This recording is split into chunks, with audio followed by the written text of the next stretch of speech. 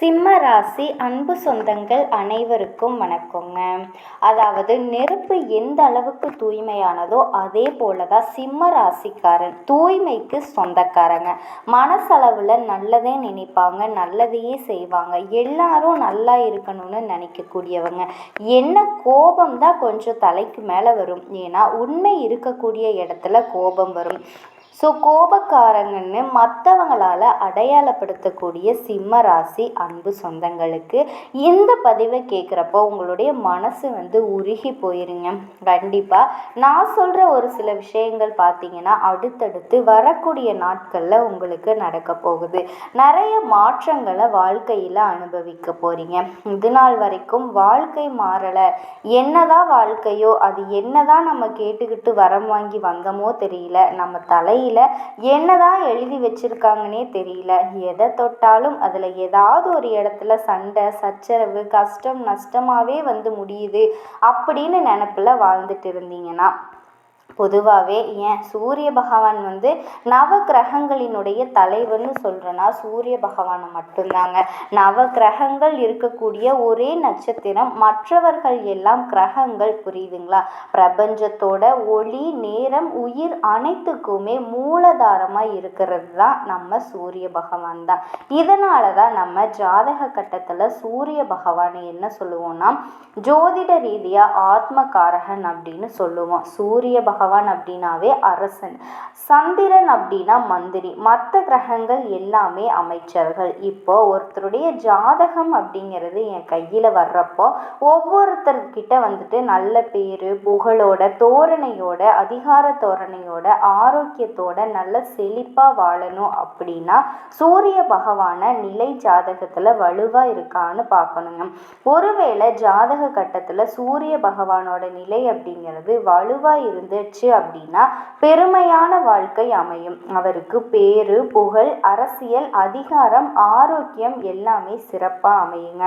இப்போ சூரிய பகவான் எப்படி உலகத்துக்கே வெளிச்சம் தரக்கூடிய அளவுக்கு பிரகாசமான அமைப்பில் இருக்காரோ அதே போலதாங்க சூரிய பகவான் வலுவாக இருக்கக்கூடிய ஜாதகத்துக்கு சொந்தக்காரரு. பேரு புகழோட உலகத்துக்கே தெரியக்கூடிய அளவுக்கு பிரபலமாக இருப்பார். புரியுதுங்களா? இப்போ சூரிய பகவானை பொறுத்த வரைக்கும் உங்களுடைய சொந்த ராசியில் பூரண வலிமையோடு இருக்கார். இதனால சிம்ம ராசிக்கு தலைமைத்துவம் தைரியம் நேர்மை, நீங்கள் விஐபிகளாக வல்லம் வர்றது புகழ் எல்லாமே கிடைக்குங்க. அரசியல் நிர்வாகம் சட்டம் கலை விளையாட்டு இந்த மாதிரி துறைகளில் சிம்மம் ராசிக்காரர்கள் இருந்தீங்க அப்படின்னா உங்கள் துறைகளில் வெற்றி இருக்குங்க. சூரியன் வலுவாக இருக்கிறதுனால உங்களுடைய ஆத்ம பலம் அதிகமாகும், தெய்வ அருள் அதிகமாகும். இப்போ பொதுவாகவே பணக்காரர்களுக்கு யாருக்குமே பார்த்தீங்க அப்படின்னா தாராள மனசு இருக்காதுங்க, கொடுக்கறதுக்கு மனசே வராது. ஆனால் சிம்ம ராசிக்காரங்க பணக்காரர்களாக ஆனாலும் தாராளமான மனசு கொண்டவங்க. அரசு என்னங்க பண்ணுறாங்க, தன்னை நாடி வந்தவங்களுக்கு பொண்ணு பொருள் எல்லாம் அள்ளி கொடுக்குறாங்க. அந்த போல தாங்க சிம்ம ராசிக்காரர்கள் தன்கிட்ட இருக்கக்கூடிய பணத்தை தன்கிட்ட இருக்கக்கூடிய செல்வத்தை மற்றவங்களுக்கு கொடுக்கறதுக்கு தயங்காதவங்க.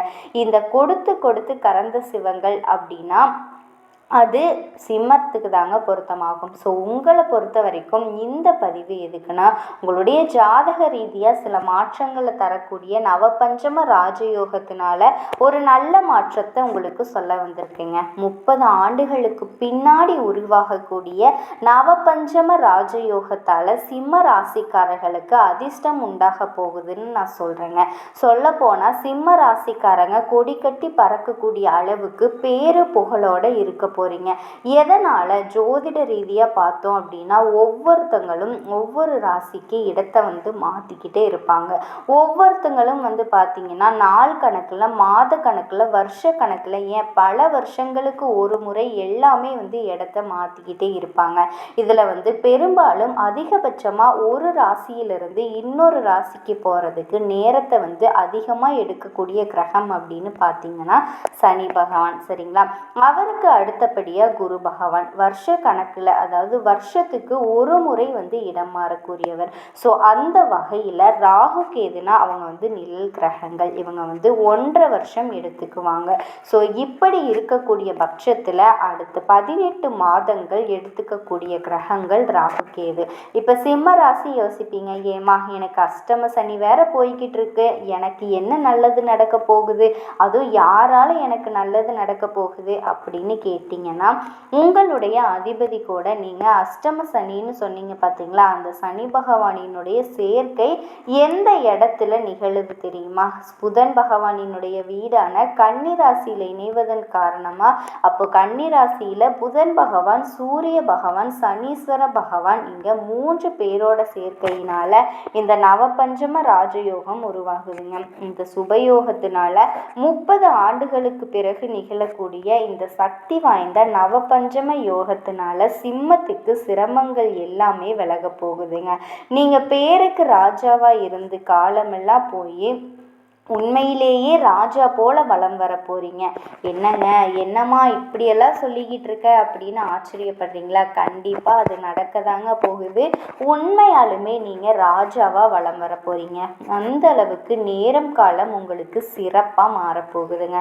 தொழில் வாழ்க்கையில் சிறப்பான மாற்றத்தை அனுபவிக்க போறீங்க. வேலையில் இருக்கீங்களா, திட்டங்களை சரியான இடத்துல முடிச்சு காட்ட போறீங்க. மேலதிகாரிகள் கிட்ட பாராட்ட பெற போறீங்க. வேலை இல்லாமல் இருக்கவங்களுக்கு இந்த ராஜயோகத்தினால பொருத்தமான நல்ல வேலை கிடைக்குங்க. வேலையில் இருக்கவங்களுக்கு மதிப்பும் மரியாதையோட புதிய பொறுப்புகள் கிடைக்கும். இதுவே தொழில் செய்யறீங்க, வணிகம் பண்ணுறீங்க அப்படின்னா முடிக்கவே முடியாதுன்னு நினச்ச வேலையை கூட சரியாக முடிச்சு காட்டக்கூடிய சிறந்த காலகட்டம். அதே மாதிரி உங்களுடைய தலைமைத்துவம், உங்களுடைய நிர்வாகத்திறன் எல்லாமே வலுவாக போகுதுங்க. பல்வேறு ஒப்பந்தங்களில் இருந்து லாபத்தை பெறதுக்கான வாய்ப்புகள் கிடைக்குது. இதில் புதிய வியாபாரத்தை தொடங்குவதற்கும் கூட இந்த காலம் உங்களுக்கு சாதகமாக இருக்குங்க. சொல்லப்போனால் இந்த நவபஞ்சம ராஜயோகம் அப்படிங்கிறது உங்களுக்கு சிறிது காலத்திற்கான பலன் கிடையாதுங்க. 2-3 வருஷத்துக்கு பார்த்தீங்கன்னா அதீத நல்லதை தரக்கூடிய வாய்ப்புகளை ஏற்படுத்தும். ராஜயோகம் அப்படிங்கிறது நேர்மறையான பலன்களை அளிக்கக்கூடியதுங்க. இந்த காலகட்டத்தில் பல்வேறு வழிகளில் திடீர் நிலைமைகள் கிடைக்கும். தொழில் வாழ்க்கையில் வளர்ச்சி பெறுவீங்க. புதிய பொறுப்புகளுக்கான வாய்ப்புகளை தேடிக்கிட்டு அடுத்த உத்தியோக பணிகள் தயாராக குறையுங்க. அரசாங்கத்துறையும் உங்களுடைய வேலை இடங்களில் இருந்த பிரச்சனைகள் எல்லாத்துக்குமே முடிவு கட்ட போறீங்க. கூட வேலை பார்க்குறவங்க உங்களுக்கு ஆதரவாக இருப்பாங்க. மேலதிகாரிகளே உங்ககிட்ட வழியை புதிய விஷயங்களை கற்றுக் கொடுப்பாங்க, சூட்சமங்களை சொல்லி கொடுப்பாங்க. அதே போல் உங்களுடைய விஷயத்திலையும் உங்கள் வாழ்க்கையே தலைகீழாக மாற்ற போகிற யோகங்க. கண்டிப்பாக நீங்கள் எதிர்பார்த்த எல்லா விஷயமும் நடக்கும். நிதிநிலையே நல்ல வலிமையாக இருக்க போகுது. பெரிய தொகைகளை சேமிக்கக்கூடிய நேரம். குடும்ப வாழ்க்கையில் அமைதியும் மகிழ்ச்சியும் நிறைந்திருக்க போகுது. உங்களுடைய வாழ்க்கை துணையோட தரமான நேரத்தை செலவழிக்க போகிறீங்க. ஆரோக்கியமான உரையாடல்கள் இருக்கும். கடந்த கால பிரச்சனைகள் எல்லாத்துக்குமே ஒரு முடிவு கட்ட போகிறீங்க. குடும்ப வாழ்க்கையெல்லாம் பொற்காலமாக இருக்க போகுது. இந்த யோகத்தால் பல்வேறு விஷயங்களில் அதிர்ஷ்டம் உங்களுக்கு சாதகமாக வேலை செய்யுங்க. அதே மாதிரி எடுத்த வேலை, இழுபறியான வேலை, சட்ட சிக்கல்கள் எல்லாமே முடிஞ்சு வரப்போகுது. வியாபாரிகளுக்கெல்லாம் பெரிய லாபங்களை நீங்கள் எதிர்பார்க்கலாங்க. அதே நேரத்தில் வேலையில் இருக்கவங்களுக்கு பதவி உயர்வுகள், ஊதிய உயர்வுகள், நேர்மையான செய்திகள் எல்லாத்தையுமே பெற போகிறீங்க. குறிப்பாக குடும்ப வாழ்க்கையில் மகிழ்ச்சி, நல்லிணக்கம் நினைஞ்சிருக்க போகுது. நீங்கள் தொட்டது எல்லாமே பொண்ணாக மாறக்கூடிய காலகட்டம். காதல் வாழ்க்கைக்குமே உரியதாக மாறுங்க. உங்களுடைய மனைவியுடைய காதல் எல்லாமே உங்களுக்கு உறுதியான ஆதரவை கொடுப்பாங்க. மொத்தத்தில் நம்பிக்கையோட உற்சாகத்தோட முன்னேறக்கூடிய சிறந்த நேரமாக இருக்க போகுது.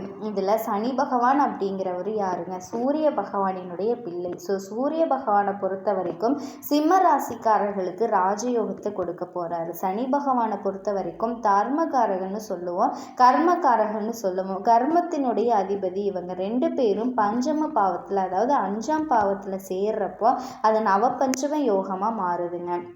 இதோட பலன்கள் அப்படின்னு பார்த்தோம் அப்படின்னா பிரபுத்துவம், புகழ், பொறுப்புகள், அதிகாரம், சுயசார்பு, ஆன்மீக வளர்ச்சி எல்லாத்தையுமே உங்களுக்கு வலிமைப்படுத்தி கொடுப்பாரு. இப்போ பொதுவாகவே ஜோதிட ரீதியாக பார்த்தா தனுசு மற்றும் மேச ராசியில் உச்சமடையக்கூடியவர் சூரிய பகவான்.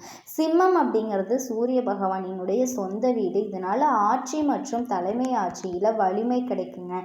சனி பகவானை பொறுத்த வரைக்கும் பஞ்சம பாவத்தில் கர்ம பலன்களை கொடுக்கக்கூடியவர். இவங்க 2 பேரும் சேர்றப்ப பழைய கர்மங்கள் எல்லாமே சுத்திகரிக்கப்படுது. இதனால் ராஜயோகம் இருக்குதுங்க. இப்போ நம்ம சொல்கிறோம் இல்லையா பேச்சு வழக்கில், நான் என்ன பாவம் பண்ணேன்னு தெரியல, இப்படி அனுபவிச்சுட்டு இருக்கேன், என்னோட முன்னோர்கள் என்ன பாவம் பண்ணாங்கன்னு தெரியல, நான் இப்போ அனுபவிச்சுட்டு இருக்கேன். அந்த மாதிரி ஏதாவது பாவ கணக்கு இருக்குது அப்படின்னா கூட சரிங்க, இந்த யோகத்தினால அது எல்லாமே போயிருங்க. சிம்மத்துக்கு பொருத்தம்ங்க. சிம்மத்தை யாருக்குமே பிடிக்காது.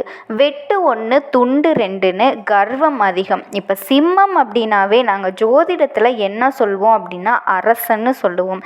அரசனுடைய குணம் என்ன? கொடை கொடுத்து உதவுறது, தன்னை நம்பி இருக்கவங்கள பாதுகாக்கிறது. அரசன் என்ன பண்ணுவார்?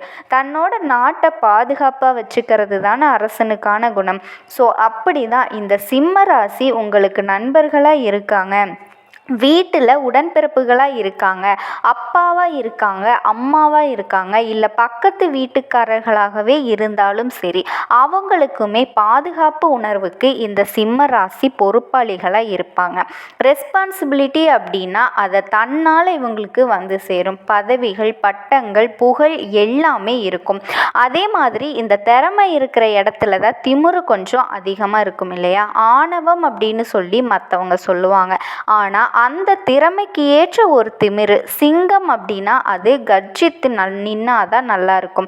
அதுபோல தான் சிம்ம ராசிக்காரர்கள் அப்படி கொஞ்சம் வார்த்தைகளை தூக்கலாக பேசினாதான் சிறப்பே. அது மற்றவங்களுக்கு பிடிக்கலை அப்படின்னா என்னங்க பண்ண முடியும்? ஓகேங்களா? ஸோ சிம்ம ராசிக்காரங்க இந்த பதிவு பார்த்துட்டு இருந்தீங்க அப்படின்னா உங்களை பார்த்து நீங்கள் பெருமைப்பட்டுக்கணுங்க. அதாவது புலி இழைச்சா பூனைக்கு கூட கிண்டல் பண்ணுன்னு சொல்லுவாங்க இல்லையா? அந்த போல தாங்க சிம்ம ராசிக்காரர்களுக்கு இப்போ இருக்கக்கூடிய நிலை அப்படிங்கிறது வந்து போகிற வாரவெல்லாம் அட்வைஸ் பண்ணுறான். போகிற வாரவெல்லாம் நம்மளை ஒரு மாதிரி பார்க்குறான். என்னமோ இவங்கெல்லாம் தான் நம்ம வாழ்க்கைக்கு ஒளியேற்றுற மாதிரியும், இவங்களால தான் ஒரு 10 ரூபாய்க்கு நம்ம சாப்பிட்ற மாதிரியும் ஒரே பில்டப் கொடுப்பாங்க. ஒரு கஷ்டம்னு ஒரு 10 ரூபாய் கேட்டு பாருங்களேன், யாருமே கொடுக்க மாட்டாங்க. அப்பப்போ வந்து வேக்கான மட்டும் பேசுவாங்க. நீ அப்போ சம்பாதிச்சியல்லப்பா, அப்போ இப்படி பண்ணியிருக்கலாமே, அப்படி இருமா இப்படி இருமான்னு பேசுவாங்க. அதெல்லாம் இல்லை. ஆனால் சிம்மம் வந்து தான் முன்னாடி ஒருத்தன் கஷ்டப்பட்டா கடன் வாங்கி கூட கொடுக்கக்கூடிய அமைப்பே இவங்கக்கிட்ட இருக்குங்க. பெரும்பாலும் சிம்மத்துடைய கஷ்டம் சூழ்ச்சிகளால் தான், அன்பால் தான் ஏமாந்துருப்பான். ஸோ இப்படி இருக்கக்கூடிய சிம்ம ராசிக்கு தலைப்பு பார்த்துருப்பீங்க. தலைகீழாக மாறப்போகும் ஒரு உறவுன்னு போட்டிருக்கு இல்லையா? உங்களுக்கு இனி என்னெல்லாம் நடக்க போகுது, எதெல்லாம் நடக்கும்? ஒரு உறவு வந்து உங்களை விட்டு பிரிய போகுதுங்க. இத்தனை நாளாக உங்களை ஏமாத்திக்கிட்டு இருந்த ஒரு உறவு தாங்க. நீ யாரம்மா அடித்து சொல்கிறேன்னு போட்டிருக்க, அதாவது ஒரு விஷயத்தை அழுத்தம் திருத்தமாக நடக்க போகுது அப்படிங்கிறத சொல்கிறதுக்கு தாங்க இந்த வார்த்தைகளை பயன்படுத்தி சொல்கிறேன். ஒரு சிலர் வந்து பார்த்திங்கன்னா என்னை மண்ணில் இருக்காங்கன்னே தெரில, மற்றவங்க பேசுகிறத நம்ம வந்து பேசுகிறோமா? இன்னொரு விஷயம் சொல்கிறேன்னா, ஆன்மீகத்தின் மீது நம்பிக்கை இல்லை, ஜோதிடம்னா என்னன்னு தெரியல, நம் வாழ்க்கைக்கான வெளிச்சம் எங்கே அப்படிங்கிற ஒரு தேடல் கூட இல்லாதவங்க இந்த மாதிரி பதிவுகளை தேடி வராதிங்க. இது தப்பாக இருந்தால் நான் மன்னிப்பு கேட்டுக்கிறேங்க.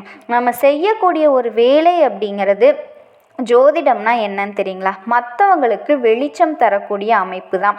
காரணம் இல்லாமல் நாங்கள் அந்த பதிவை செய்யலைங்க. காரணம் இல்லாமல் உங்களுக்கும் இந்த பதிவு கண்ணில் படாது. ஏதாவது ஒரு வகையில் இந்த பதிவு உங்களுக்கு பயனுள்ளதாக இருக்குங்க. வாழ்க்கையில் நீங்கள் செய்யக்கூடிய தவறுகளை சுட்டி காட்டக்கூடிய அமைப்பாக இருக்கும். இல்லை எதிர்காலத்தில் ஏதாவது உங்களுக்கு நல்லது வருதா, அதை எப்படி பயன்படுத்தணும், ஏதாவது கெட்டது வருதா, அதிலிருந்து எப்படி ஒதுங்கி நிற்க பிடிக்கணும். அதே போல் நம்ம தெய்வத்தை எந்த தெய்வத்தை கெட்டியாக பிடிச்சிக்கணும். எல்லாத்துக்கும் ஒரு மாற்றம் இருக்கும். இப்போ எல்லாருக்குமே எல்லா தெய்வங்களும் செட் ஆகாது இல்லையா? நம்மளே சொல்லுவோம், ஒரு சிலர் பார்த்தீங்க அப்படின்னா தொடர்ந்து பழனிக்கு போவாங்க, ஒரு சிலர் தொடர்ந்து திருப்பதிக்கு போவாங்க. புரியுதுங்களா? ஸோ எல்லாருக்கும் திருப்பதி பெருமாளை நம்ம கும்பிட்டோம் அப்படின்னா செல்வ செழிப்பும் மேலோங்கும் அப்படின்னா சொல்ல முடியாதுங்க. அதே மாதிரி அதிர்ஷ்ட நிறம் வேற வேற இருக்கு. உங்களுடைய அப்பா அம்மா வேற, நீங்க பிறந்த இடம் வேற, தொழில் வேற, உங்களுடைய பிறப்பின் நேரம் வேற. ஒரு நாளைக்கு எல்லா லக்னமும் 2-2.5 மணி நேரம் கடந்து தாங்க வருது. புரியுதுங்களா? ஸோ நீங்கள் பிறந்த நேரம் அப்படிங்கிறது ஒரு லக்னத்தில் இருந்திருக்கும், அடுத்த 2 மணி நேரத்துக்கு வேறு லக்னத்துக்கு மாறி இருக்கும். ஸோ இப்படியெல்லாம் எல்லா விதங்கள்லையும், அதாவது தனிப்பட்ட ஜாதகத்துடைய கணிப்பு வேற, நம்ம சொல்லக்கூடிய பொதுவான பலன்கள் வேற. புரியுதுங்களா? இப்போ நம்ம சொல்லக்கூடிய விஷயங்கள் அப்படிங்கிறது 75% சத்தியமாக உங்களுக்கு செட் ஆகுங்க. மீதி 25% அப்படிங்கிறது மட்டும்தான் உங்களுடைய பிறப்பு ஜாதகத்தின் அடிப்படையில் மாற்றத்தை கொடுக்கும். 1% மாறினா கூட மொத்தமாகவே மாறி போகுங்க. புரியுதுங்களா? இப்போ ஒன்றும் இல்லை, ஒரு ஓட்டப்பந்தயத்தில் ஓடிக்கிட்டு இருக்கோம், ஒரு நொடியில் நமக்கு கூட ஓடுறவர் முன்னாடி போயிட்டாரு, நம்ம ஒரு நொடி பின்னாடி போகிறோம். அப்போ நம்ம ஜெயிச்சோமா, அவர் ஜெயிச்சாரா? ஒரு நொடி தானே, நம்மளையும் சேர்த்து ஜெயிச்சோம்னு சொல்ல வேண்டியது தானே? சொல்ல முடியுமா? கிடையாது. ஸோ அந்த ஒரு நொடினாலும் அவங்களுக்கு தானே வெற்றி. ஸோ அது போல தாங்க ஒரு சில விஷயங்கள் உங்களுக்கு மாற்றம் இருக்கும். ஓகேங்களா? ஏன்னா என் கையில் உங்கள் ஜாதக கட்டம் இல்லை. அந்த ஜாதக கட்டம் இருந்துட்டால் நாங்கள் அழகாக 9 நவக்கிரகங்கள் மற்றும் நட்சத்திரங்களுடைய மண்டலம் இப்போ எந்தெந்த கிரகங்கள் எங்கெங்கே இருக்காங்க, இப்போ நடக்கக்கூடிய பெயர்ச்சி என்ன, எல்லாத்தையுமே ஆராய்ஞ்சு முழு பலன்களை அக்யூரேட்டாக சொல்ல முடியும். ஜோதிடம் அப்படிங்கிறது சாதாரணமாக நீங்கள் சொல்கிறீங்க நான் சொல்கிறதெல்லாம் கிடையாதுங்க. சிவபெருமான் விநாயக பெருமானுக்கு கொடுத்தாரு, விநாயக பெருமான் 18 சித்தர்களுக்கு அருளியது அவங்க கிட்ட இருந்துதாங்க எங்களை போன்ற அடுத்தடுத்து சேரக்கூடிய விஷயம்தான். புரியுதுங்களா? எங்களை பொறுத்த வரைக்கும் ஒரு டாக்டர் போல உங்களுக்கு ஒரு வழிகாட்டுதலை செய்யணும். பெருசா நீ டாக்டர்லாம் கம்பேர் பண்ணிக்காத, அவர் உயிரை காப்பாத்துறாரு, நீ என்ன பண்ற? ஆன்மீகமும் அப்படிதாங்க. இப்போ நம்ம சனி பயிற்சி நடக்குதுன்னு பயப்படுறீங்க, குரு பயிற்சி நடக்குது, ஏதாவது நல்லது நடக்குமான்னு யோசிக்கிறீங்களா? ஏன் சனி பகவானை பார்த்து பயப்படுறீங்க? ஏன்னா அவர் நம்ம ஜாதகத்தில் வருஷம் உட்காந்துருவார். ஓகேங்களா? ஸோ இந்த 2.5 வருஷத்துலையும் நல்லது கெட்டது நம்ம எல்லாத்துக்குமே சுற்றி இருக்கக்கூடிய நல்லது கெட்டது எல்லாத்தையுமே புரிய வச்சிருவார். ஸோ நன்மையை தீமையை பிரித்து காட்டக்கூடிய அமைப்பு சனி பகவானுக்கு இருக்குதுங்க. நல்லது நடக்கிறப்ப நம்ம ஏற்றுக்குவோம், ஆனால் தீமைகளை நம்ம செஞ்சாலும் தண்டனை தான் நம்மளை சுற்றி இருக்கும். யாராவது செஞ்சாலும் அதுக்கு தண்டிக்கப்படுவாங்க. இதை புரிஞ்சுக்கிறதுல ஒட்டுமொத்தமாக சனி பகவான் அப்படின்னாவே பயப்படுறது, குரு பகவான் அப்படின்னா சூப்பர் அப்படின்னு நினைக்கிறது. ஆனால் குரு பகவானினுடைய அமைப்பு அப்படிங்கிறது அவர் இருக்கக்கூடிய இடத்துக்கு பலனே கிடையாதுங்க. அவரோட பார்வைக்கு தான் பலன் இருக்குது. அவர் பார்வையும் பார்த்திங்கன்னா சில கிரகங்களினுடைய அமைப்பு, ராகுவோ கேதுவோ ஏதாவது ஒரு அமைப்பு அவர் இருக்கக்கூடிய இடத்துலையோ அவர் பார்வைப்படக்கூடிய இடங்கள்லையோ இருந்துச்சுன்னா இவர் கொடுக்கக்கூடிய அமைப்பை அங்கே கெடுத்துட்டு இருப்பாங்க. ஸோ இது எல்லாமே ஜோதிடமில் இருக்குங்க. புரியாதவங்க பேசிடாதீங்க. தயவு செஞ்சு இந்த மாதிரி விஷயத்தை அக்செப்ட் பண்ணிக்கோங்களேன். ஓகேங்களா? நாளும் பொழுதும் நம்மெல்லாம் என்னடா வாழ்க்கை வாழ்கிறோம், எதுக்குடா எந்திரிச்சுக்கிறோம், எதுக்கு தான் விடியுதோ இப்படின்னு ஒரு குழப்பத்தோடவே நம்ம இருக்கோம் இல்லையா? ஆனால் அந்த கஷ்ட காலத்துக்கு ஒரு விடிவு காலம் வர மாதிரி அடுத்த 25 நாட்களுக்கு சுக்கிர பகவான் உங்களுக்கு நல்ல வளர்ச்சியை கொடுக்க போறாருங்க. எப்படின்னு கேட்குறீங்களா? உங்களுக்கு சுக்கிர பகவான் முன்னாடி வீடு, அதாவது சந்திர பகவானினுடைய வீட்டுக்கு வர்றாரு. சந்திர பகவானினுடைய வீட்டில் சுக்கிரனுடைய அமைப்பு அப்படிங்கிறது உங்களுக்கு யோகந்தாங்க.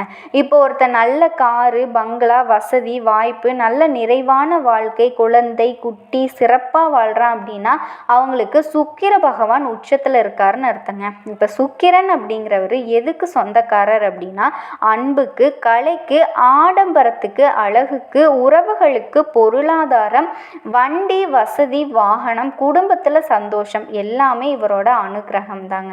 இவரோட அனுகிரகம் இருந்தால் தான் அது நிலைக்கும். இது எல்லாத்துக்கும் காரணகர்த்தா சுக்கிரன். இவர் ஒரு நல்ல இடத்துல இடத்துல இருக்காரு அப்படின்னா அங்கே வந்து அன்பு வளருங்க, செல்வம் வளரும், கலை படைப்பாற்றல் எல்லாமே வெளிப்படும்னு சொல்லுவாங்க. எனக்கு இருக்க திறமைக்கு ஏதாவது ஒரு வாய்ப்பு கிடைச்சா போதும்பா, ஏதாவது ஒன்று பண்ணி நான் மேலே வந்துடுவேன்னு சொல்லுவாங்க இல்லையா, அந்த வாய்ப்புகள் மறுக்கப்படக்கூடிய இடத்துல கூட சுக்கிரனுடைய தடை இருக்கும். ஸோ அந்த வாய்ப்பு உங்களுக்கு கிடைக்கணும் அப்படின்னா இவர் வந்து மனசு வைக்கணுங்க. ஸோ இவர் இப்போ கடகராசியில் பயணம் பண்ணக்கூடிய நேரம் உங்களுக்கு மனசு வச்சிருக்காரா இல்லையா, கண்டிப்பாக சுக்கிர பகவானினுடைய அவரோட அருளால் உங்களுக்கு அதிர்ஷ்டங்க. வெளிநாட்டுக்கு பறந்து போவீங்க அப்படின்னு சொல்லுவாங்க இல்லையா, அது போல தான். அதாவது சிம்ம ராசி உங்களுக்கு 12ஆம் இடம் அப்படிங்கிறது விரயஸ்தானம். அந்த ஸ்தானத்தில் இப்போ சுக்கிர பகவான் அமர போகிறாருங்க. சுக்கிரன் உங்கள் ராசிக்கு 3க்கு உரியவர், அதே போல் தைரியத்துக்கும் வீரியத்துக்கும் உரியவர். இப்போ இவர் 12ஆம் இடத்துல போய் அமர்றாரு அப்படின்னா இவர் கொடுக்கக்கூடிய பலன் இந்த காலகட்டத்தில் உங்களுடைய முயற்சிகள் எல்லாமே சிறப்பாக நிறைவேறுங்க. குறிப்பாக வெளிநாட்டுக்கு வேலைக்கு போகணும், வெளிநாட்டில் தொழில் பண்ணணும், வெளிநாடு சம்மந்தப்பட்ட எல்லா விதமான செயல்பாடுகளுமே உங்களுக்கு அனுகூலம், ஆதாயம் கிடைக்கும். இதோட வாய்ப்புகள் வரும். தூரதேச பயணங்கள்லாம் போயிட்டு வருவீங்க. தகவல் தொடர்பு துறை, நெட்வொர்க் துறை, இதில் இருக்கவங்களுக்கு எல்லாமே கூடுதல் வாய்ப்புகள் இருக்குங்க. இப்போ புதன் பகவான் கூட சுக்கிர பகவான் இணையறதால வாய்ப்புகள் எல்லாமே உங்களுக்கு ஈஸியாக கிடைக்கும். 10க்குரிய சுக்கிரன் வந்து 12ஆம் இடத்துக்கு போகிறதுனால எதுக்குமே நீங்கள் பயப்பட வேணாம். தொழில் ஸ்தானத்துக்கு அதிபதியே விரயஸ்தானத்துக்கு போய் அமர்றதுனால அலைச்சல், கடின உழைப்பு, டென்ஷன் இது எல்லாமே அதிகமாக இருக்குங்க. ஆனால் எதுவுமே உங்களுக்கு வந்து பாதிப்பு கொடுக்காது. ஏன் அப்படின்னா சுக்கிரன் வந்து உங்களுக்கு அவ்வளோ சப்போர்ட்டாக இருக்காருங்க. அதனால நீங்கள் கவலையே படணுங்கிற அவசியமே கிடையாது. சுக்கிர பகவான் அந்த இடத்துக்கே போனாலும் புதன் பகவான் அப்படிங்கிறவர் சுக்கிர